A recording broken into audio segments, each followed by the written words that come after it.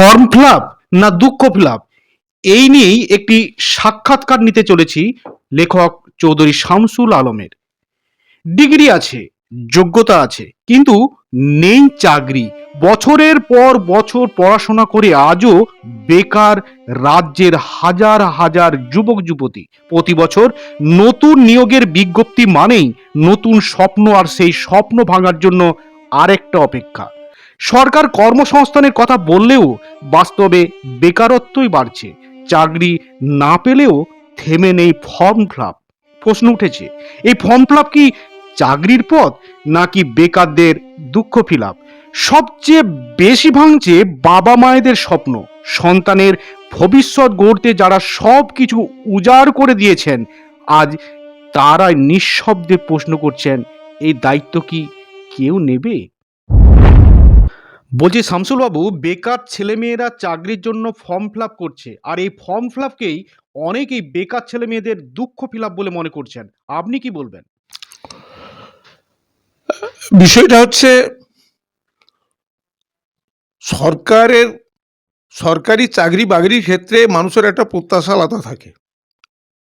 বেসরকারি ক্ষেত্রে যতটা না তাদের ভরসা থাকে, সরকারি চাকরির পাওয়ার ক্ষেত্রে তারা অনেক বেশি তাদের ভরসা থাকে এবং সরকারের উপরে তারা নির্ভর করে, বিশ্বাস করে।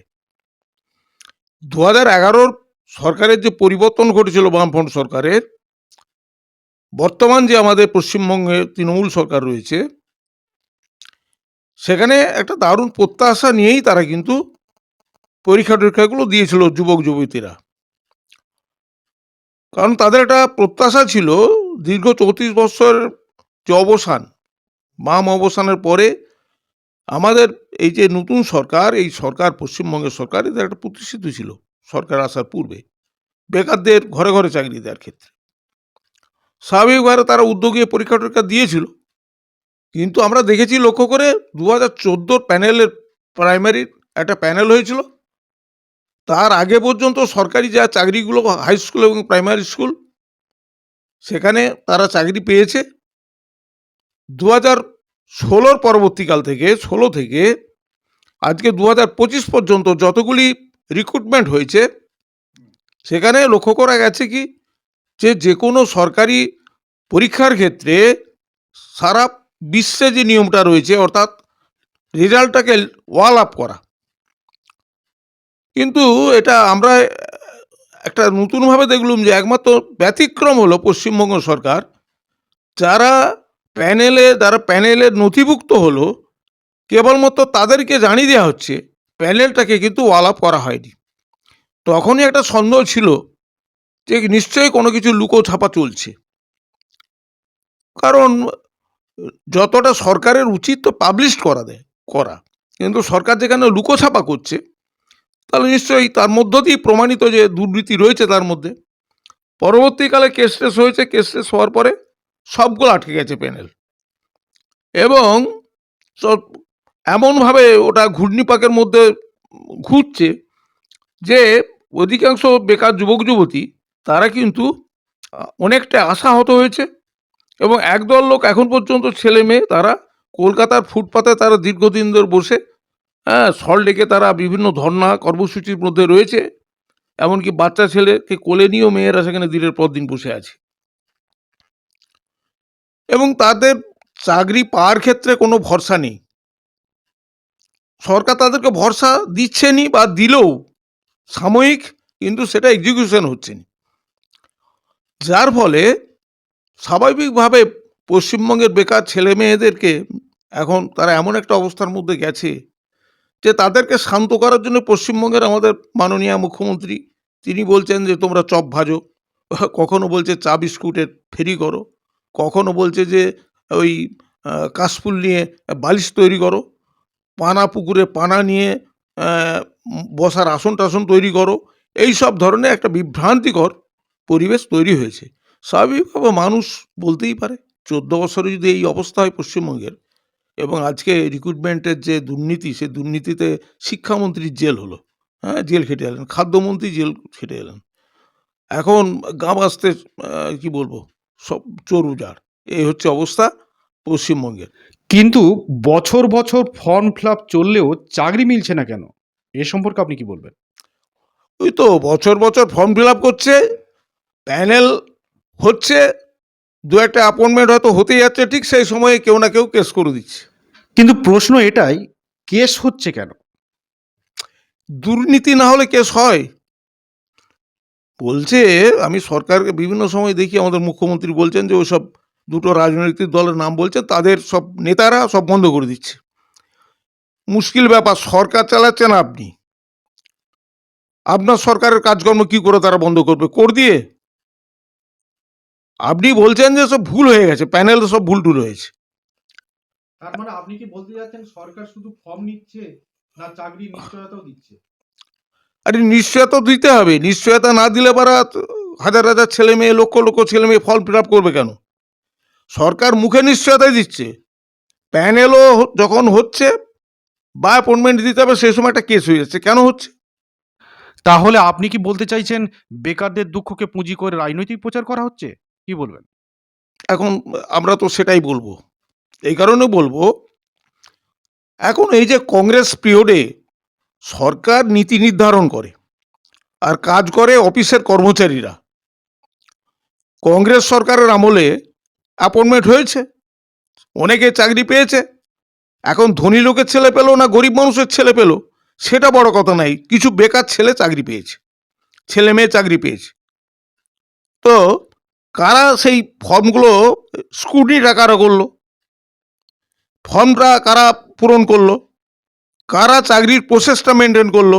সে তো জনপ্রতিনিধি করেনি, সরকারি কর্মচারীরা করেছে, বোর্ডের কর্মচারীরা করেছে। পরবর্তীকালে বামফ্রন্ট আমলে অনেকগুলো চাকরি হয়েছে, বছর বছর রিক্রুটমেন্ট হয়েছে।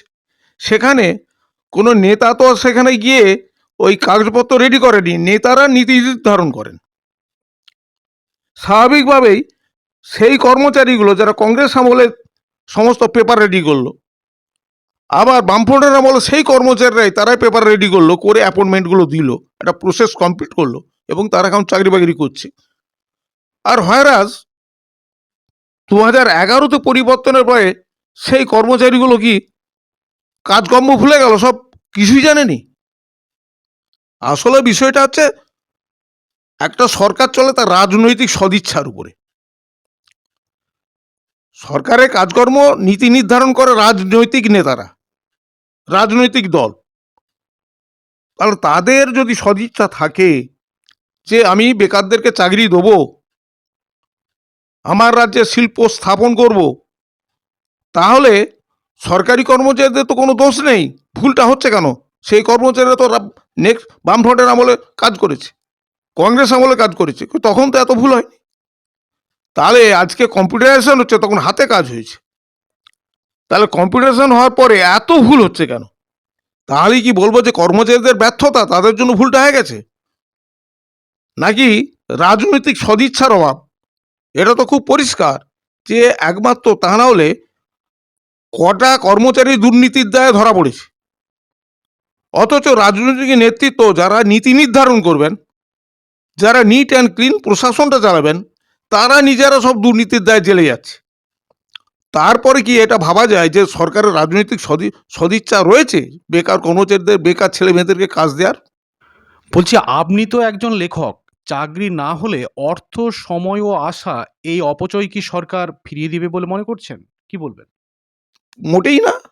একটা কবিতা, আমার ঠিক লাইনগুলো মনে পড়ছে নি, তাতে আমার মনে হয় যে ওটা হচ্ছে নজরুল ইসলামের লেখা কবিতা একটা, কাজী নজরুল ইসলামের। যৌবনের রাগ রক্ত লেলিহান শিখায়, বৃদ্ধ বসিয়ে আগুন পোহাইবে, এই দৃশ্য যেন কবু দেখিতে না হয়। আসলে আমাদের গভর্নমেন্ট, তারা এই যৌব শক্তির যে রক্ত, সেই রক্তকে তারা ব্যবহার করে সরকারে টিকে থাকতে চাইছে। একটা দুর্নীতিগ্রস্ত সরকার, সেখানে তারা যুব শক্তিকে ব্যবহার করছে। কিভাবে ব্যবহার করছে? কাউকে অর্থের প্রলোভন দেখিয়ে, কাউকে তুমি কাজকর্ম করতে পারছো নি, কাজ পাচ্ছ নি, আমার দলে নাম লেখাও, তাকে দিয়ে বিভিন্ন অপকর্ম করিয়ে। অর্থাৎ আজকে পশ্চিমবঙ্গে এত ছিনতাই, দুর্নীতি এবং এবং ধর্ষণ এগুলো বাড়ছে কোত্থেকে? আসলে যদি ছেলে মেয়েদের কাজ থাকতো, তারা নিজেদের কাজকর্ম নিয়ে ব্যস্ত থাকতো। আজকে কাজ নেই, যার ফলে হতাশ বেকার ছেলে মেয়েরা তারা বিভিন্নভাবে দুর্নীতির আশ্রয় নিচ্ছে, সমাজ বিরোধী হচ্ছে, তাকে রাজনৈতিকভাবে কোনো কোনো ক্ষেত্রে মদত দেওয়া হচ্ছে। আবার অন্য দিক থেকে এখন আবার শিল্প কারখানা গড়ার জায়গায় আমরা দেখছি উত্তরবঙ্গে মহাকাল মন্দির হচ্ছে, সেখানে সরকারি জমি অ্যালটমেন্ট হয়ে গেল। ইসকনকে বোধহয় সম্ভবত 75 একর জমি দেওয়া হয়েছে মন্দির করার জন্য।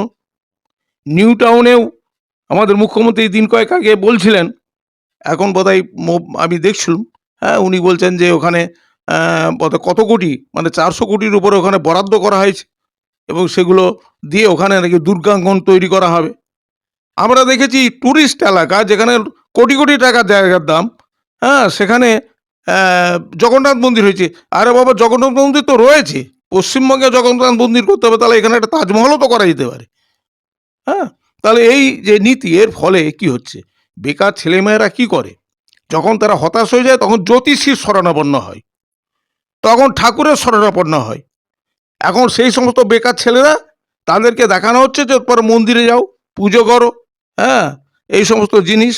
অর্থাৎ তাদের যে দৃষ্টিভঙ্গি, সেই দৃষ্টিভঙ্গিটাকে ঘুরিয়ে দিয়ে তাদের ঠাকুরের শরণাপন্ন হয়ে ভবিষ্যতের উপর নির্ভর করো, জ্যোতিষীর উপর নির্ভর করো। এই জায়গাতে সেন্ট্রাল গভর্নমেন্টও যেভাবে চলছে, আমাদের রাজ্য সরকারও তার থেকে কম যায়নি। এই ধরনের, বিশেষ করে একটা গভর্নমেন্টের কাজ কিন্তু এটা নয়। এখন গভর্নমেন্ট এই সব নিয়ে মেতে আছে, আর বেকার ছেলেরা তারা কলকাতার রাজপথে লাত খাচ্ছে, ঝাঁটা খাচ্ছে। কখনো তাদের শৌচাগার বন্ধ করে দেওয়া হচ্ছে, কখনই পুলিশ গিয়ে তাকে শাসাচ্ছে, কখনো গুতোগুতি চলছে, একটা নৈরাজ্যের পরিবেশ চলছে। আজকে যদি এই বেকার ছেলেগুলো চাকরি পেত, তাহলে এই নৈরাজ্যের পরিবেশটা থাকতো আর কথা নয়, কিন্তু অটোমেটিক্যালি একটা স্বাভাবিক পরিবেশ পরিস্থিতি তৈরি হতো। বলছি শামসুল বাবু, বারবার ফর্ম নেওয়া হলেও চাকরি পরীক্ষায় আজও কেন অনিশ্চয়তা? এর উপায় কি? এ সম্পর্কে কি বলবেন? উপায় হচ্ছে স্বচ্ছ প্রশাসন। কেন কোর্টকে বলতে হবে, একটা গভর্নমেন্টকে কেন কোর্টকে বলতে হবে যে আপনি প্যানেল প্রকাশ করুন, ওয়াল আপ করুন? কেন বলতে হবে?